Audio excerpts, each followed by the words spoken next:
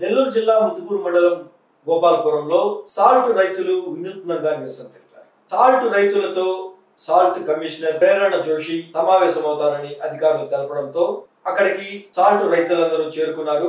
ఉదయం 11 గంటలకు వస్తారన్న కమిషనర్ మధ్యాహ్నం 3 దాటినా కూడా రాకపోవడంతో ఆగ్రహించిన ఉప్పు రైతులు ఖాళీ కుర్చీకి సన్మానం చేశారు. పక్కనే ఉన్న నాగల పుట్టకు పూలమాలలు వేసి అధికారులు నిర్లక్ష్యం వీడాలని పూజలు చేశారు. ఈ కార్యక్రమంలో పలువురు ఉప్పు రైతులు పాల్గొన్నారు.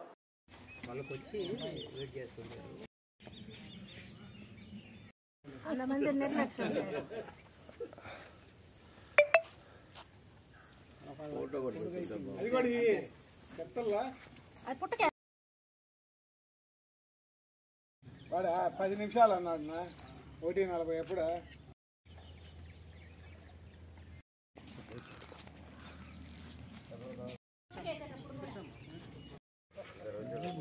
కుర్చీకేసి